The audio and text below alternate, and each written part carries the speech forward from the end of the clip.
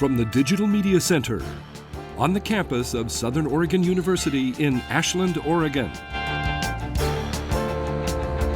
This is Ramping Up Your English, an educational program for intermediate level English language learners. Here's your host for Ramping Up Your English, John Letts.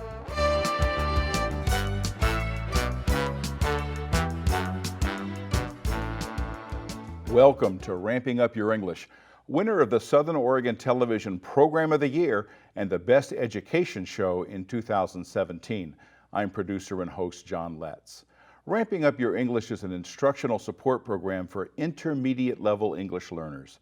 If you've already passed the beginning stages of learning English and you want to reach higher levels of proficiency, this program is designed to meet your needs and get you closer to your goal. Ramping Up Your English is for English learners from all language backgrounds and for people of all ages. We take a content-based approach to helping you reach higher levels of English proficiency. Our current thematic unit is Native Americans. This is segment 1 of episode 82. Let me show you a really cool object. This is an arrowhead. It's an example of a point designed to pierce the flesh of an animal. It's something hunters use to get food, and it could be used also for war. Like bows and arrows have become a symbol for Native Americans, the first Americans didn't use them. Their hunting points were much larger, made for spears and for atlatls. Pat McMillan of the Favell Museum in Klamath Falls says that points of various sizes have been found in sites like Cougar Mt Cave, physical evidence of the tools that ancient Americans used to hunt. Spear points are among the many objects found and studied in Cougar Mt Cave. Those objects are on display at the Favell Museum in Klamath Falls, Oregon. Let's learn more about Cougar Mt Cave.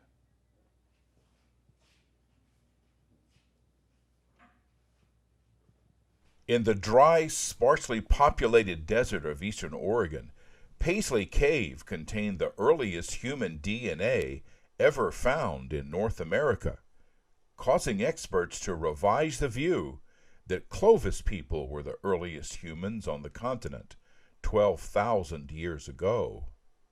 Researchers at Paisley dated human scat at 14,000 years ago and uncovered artifacts just as old. But Paisley is not the only cave in eastern Oregon to contain evidence of early Americans. A site named Cougar Mt Cave held an astonishing collection of artifacts from ancient Americans. Cougar Mt Cave was studied by archaeologists from Oregon State University, and the contents are housed at the Favell Museum in Klamath Falls, Oregon. Curator Pat McMillan tells us more about Cougar Mt Cave. Cougar Mt Cave is located up in the northeastern, lapping over into Lake County from Klamath County. That's where the location is. And the things that are in there keep getting older. I know that sounds strange, but we've had students who have been studying this cave, and they keep finding new ways technology-wise to date things. And so the exciting thing for us is that it had been early developed, that it was about 9,000 years old. Now we find that there were materials in the cave 13,500 years old. And so what there is in that exhibit is remnants of basket making, clothing, the shoes that you see, bows and arrows. And then probably the most important thing are the arrowheads that are called Western stemmed arrowheads. And that is having an interesting history as far as where they came from and how it all developed, because they seem to think that the Western stemmed were originated here, and they went from west to east. And the old Clovis points that you hear so much about were in New Mexico and came west. And so they were much slower to get here, I guess, than anything else, and they figured that the stemmed western points are as old, if not older, than the Clovis points. As rich as the Cougar Mountain site was, it's not the only cave to contain a treasure trove of artifacts from first Americans. Further east in Oregon, Trout Creek Cave contained a plethora of artifacts left behind by people living here thousands of years ago.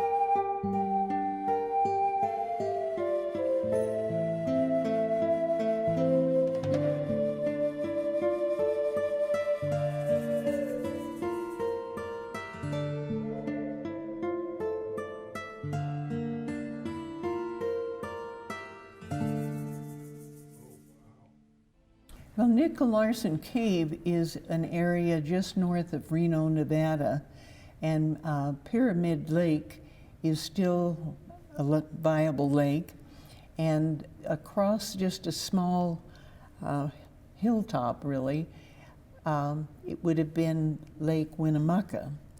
And the Nicolarson Cave was found in some of the tufa stones in Lake Winnemucca.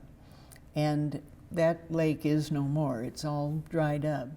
But in that area down there, the tufa rock is a very lightweight rock, probably, you know, a volcanic type eruption thing. And the cave itself is really not a cave, I guess I would say. It is an opening in this tufa rock where they feel that the natives from the desert area came in to fish, and they stored their equipment, so they weren't carrying it back and forth. They were probably carrying dried fish, and so they just left it there, and it was there every year they came. And that's where all of those artifacts came from. The interesting thing about Nicolarson Cave is that it has, or this exhibit rather, has one of the only atlatls known that still is intact, basically. And the reason I say that is because the notch at the end of the atlatl spear is still wrapped with sinew, and the rock that is called a boat stone, which is about midway in the atlatl, and added heft to the throwing of the atlatl, it was tied on also with sinew. And so it's unusual to find anything of that sort because of the rodents. They would find these things and chew them up.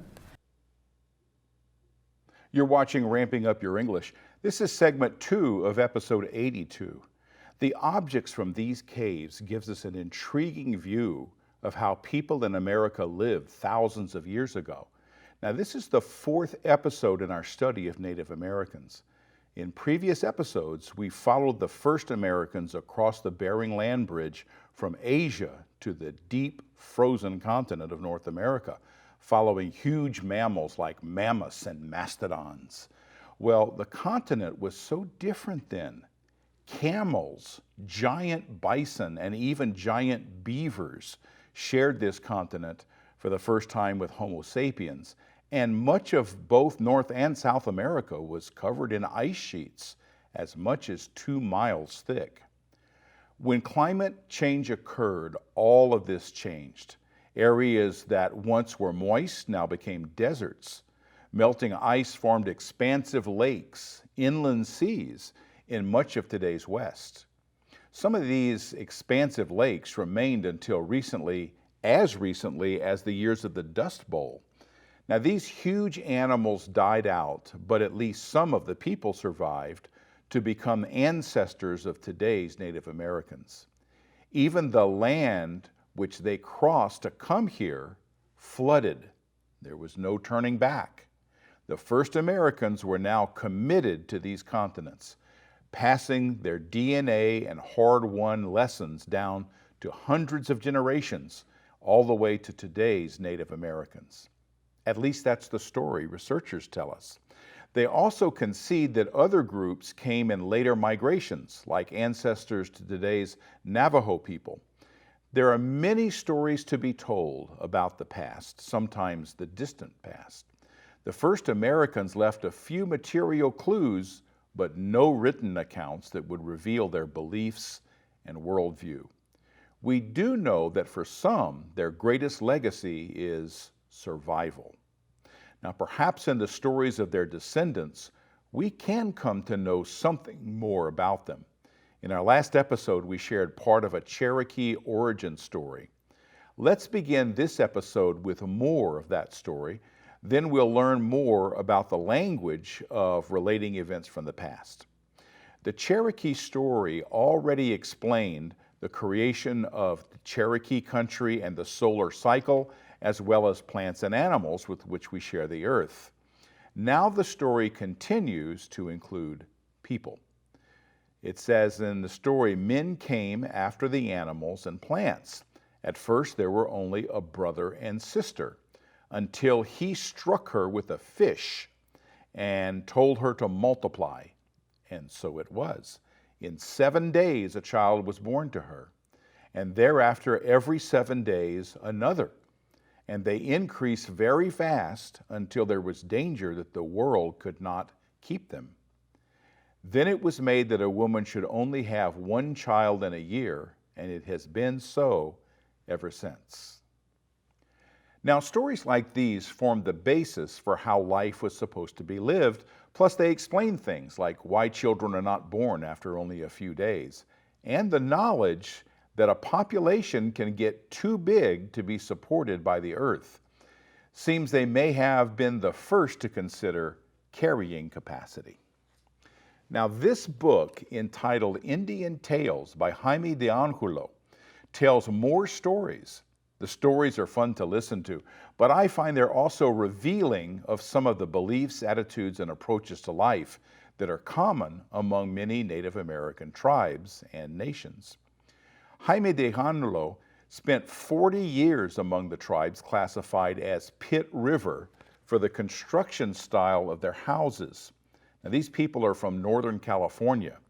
De Angulo came to live with this group as an ethnologer, using science methods to study American Indians. Well, he soon learned to ignore the academic guidelines and to stop asking what he called foolish questions, and simply learn by observation and participation in the community. I suggested in an earlier episode that we should listen to stories, but we should always ask ourselves, who is telling the story and why are they telling it? In the case of de Angulo, he wrote these stories to share the knowledge he had gained in his time living with the Pit River tribe. He also wanted to entertain his children with these tales while remaining true to the cultural nature of these people. In his preface, de Angulo asserts that these tales are his alone, taken from stories told by various groups, but not a verbatim retelling of Native American stories. Now, here's a view of the Pit River in Northern California. The river cuts deep canyons through this high country. Downstream, we see an impressive waterfall known today as Bernie Falls. De Angulo's tales are set in this country as a family travels to visit relatives.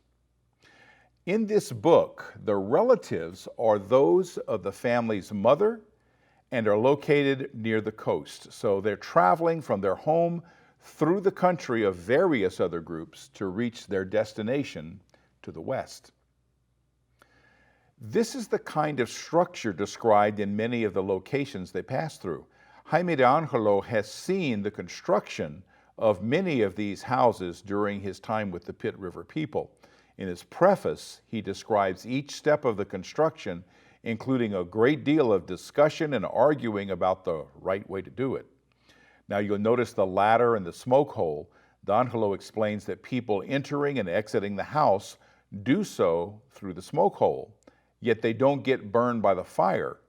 He explains that the fire is always small. Before beginning the story, which I plan to share in small parts across multiple episodes, I should tell you something about this traveling family. The father is a bear. Yes, a real bear, like a black bear. The mother is an antelope, and the young boy is a fox. There's also a baby on the mother's cradle board. The baby is a quail. Now, the names of these animals are also the names of the characters. So the father is bear, the wife is antelope, his son is fox, often called Fox Little Boy, and the baby is quail. They are animals, and they all talk except the baby. This is consistent with many stories told by Native Americans of a time when animals talked. With that set up, let's start the story. "Come on, get ready. We're going to start this morning," said Bear, coming back into the house. He was talking to his wife, Antelope. "The sun is shining. I don't think it'll rain any more for a while. We must go and visit your sister who is living with the Crane people, and it's a long way from here. Come on, gather up your things. Strap the baby on the cradle board. Pack enough food for a few days, jerked meat and dried fish and acorn meal, enough for several days on the trail. It's a long way from here to the village of the Cranes. Come on, Fox Boy, get ready. Let's get started." Antelope strapped baby quail on the cradle board. Then she called out to Fox Little Boy, "Hurry up, put on your new moccasins." But the little fox boy cried, "I don't want to. I don't want to put on my moccasins. I don't want to. I don't want to." "Don't you want to come see the world?" "No, I don't want to. I don't want to," cried the little boy fox, stamping his feet. "Oh, I see," said Bear. "You've got the ha-has this morning." "Oh, that's too bad. That's too bad." "Well, all right. You'd better stay here then and watch the house for us until we return. Come on, Antelope, let's go." So they started along the trail. Bear was packing the food on his back, and in his hand he held his bow, and the arrows were in a quiver on his back. Antelope carried on her back the baby quail strapped on the cradle board, and in her hand she held her digging stick. They started along the trail, tross, tross, tross, and pretty soon Little Fox came running after them with his moccasins in his hand. "Wait for me! Wait for me! I want to see the world!" So they waited for him to sit down and put on his new moccasins. "Why, you've got them on the wrong foot, little boy. The other way, the other way."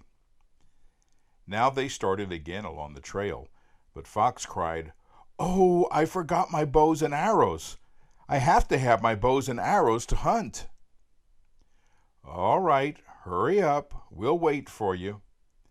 He came back crying, I can't find them. I can't find them." The little boy fox was standing in the middle of the trail, crying and rubbing the tears with his tail. "Oh, I see," said Bear. "You've got the ha-has again. That's bad. You'll never be a man, I'm afraid. You'll never be a hunter. It never was that a hunter cried because he couldn't find his bows and arrows. Hunters always put their things away carefully. But we'll help you find them this time. Maybe you'll learn. Maybe you'll be a man someday." And now they started on the trail again.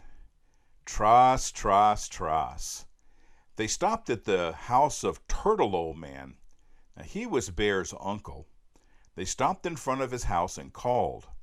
He heard them, and he stuck his head out of the smoke hole. There was no door to his house and no window, just a hole in the roof for the smoke from the fire to go out. And the smoke hole was for the door also. He stuck his head out and called, "Hey, what do you want? Where are you going?" We are all going west. We are on our way to visit our relatives who live near the ocean. And Fox Boy added, and I'm going to play with my cousins. Wait a minute, said Turtle Old Man. I'll give you some beads to take as a present.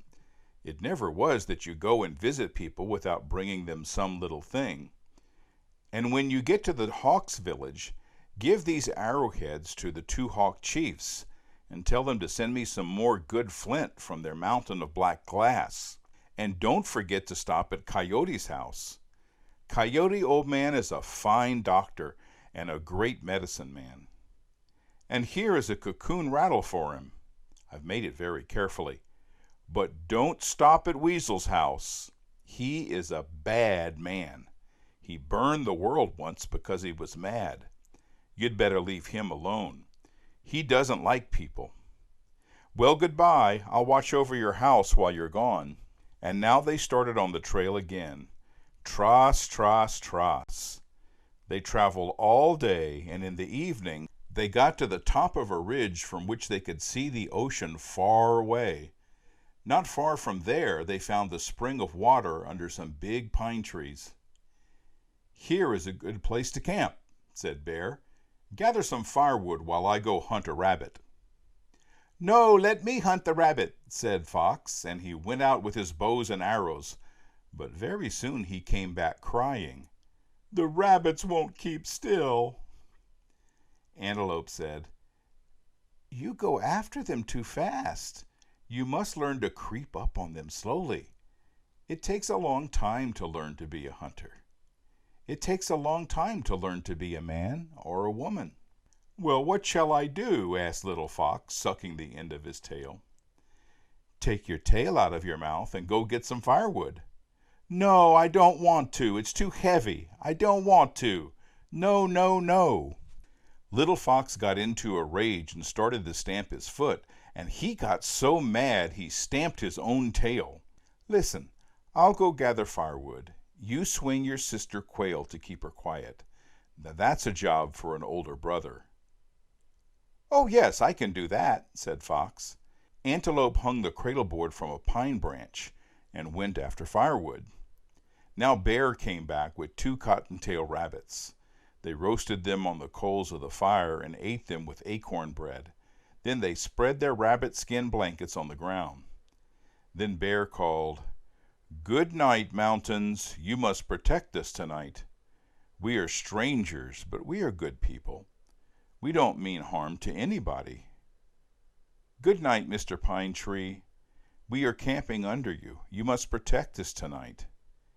Good night, Mr. Owl. I guess this is your home where we are camped. We are good people. We are not looking for trouble. We are just traveling. Good night, Chief Rattlesnake. Good night, everyone. Good night, grass people. We have spread our bed right on top of you. Good night, ground. We are lying on your face. You must take care of us. We want to live a long time. Now, Fox was sleeping between his parents, and between him and Antelope was the little baby quail. Fox said, Oh, look! The sun is coming back on the other side. No, little boy, that's the moon. He is the elder brother of the sun, and he works at night. Oh, well, good morning, Mr. Moon. No, silly, you mean good night. No, I don't. It's good morning for the moon. All right, go to sleep. Bear was already snoring. And now Antelope sat up. She looked into the shadows and sang softly a song of the night. It said, Dream for my child, so he will have power. So what were some of the possible reflections on some Native Americans that we see in this early part of the tale? Well, I see so much that's universal, like the small boy saying, I don't want to, and stomping his foot. And there's the advice that when you visit someone, you need to bring a gift when visiting. There's a warning to stay away from Weasel Old Man because he burned the world once. I guess we'll learn more about that as the story unfolds. What about saying good night to all the things in their surroundings?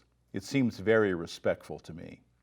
So social norms and great respect for all things in their surroundings, these could reveal something about the mindset of the people with which De Angelos lived for 40 years. We'll see what themes come up in other parts of the book, Indian Tales, this book right here. So this ends segment 2 and 3 of episode 82 of Ramping Up Your English. Now we'll do some work with using language in our next episode. I love to hear from viewers, so you can send me an email at letscreatepro@gmail.com. Be sure to visit my website, letscreate.org, to see the support materials for this episode. Click on the link to the Native American unit and then navigate to the episode 82 page. You can watch and even download this episode and more from archive.org/details/rogue-tv. All episodes are there. Enter Ramping Up Your English in the search box and choose the episode you want. Ramping Up Your English can be seen on RVTV in Ashland on channel 15 and 115, on the Ashland Home Network, and on channel 182 in the rest of Southern Oregon on Charter Cable. You can stream Ramping Up Your English for free from rvtv.sou.edu. I want to thank my director, Denise Ross, and my talented and dedicated crew, and I want to thank you, our viewers. All of you help make this program an award winner. Join me next time for Ramping Up Your English. I'm John Letts.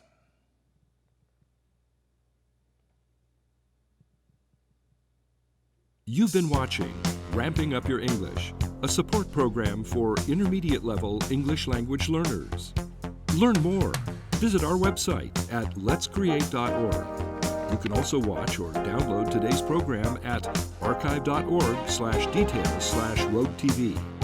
Join us next time on RVTV Voices for Ramping Up Your English.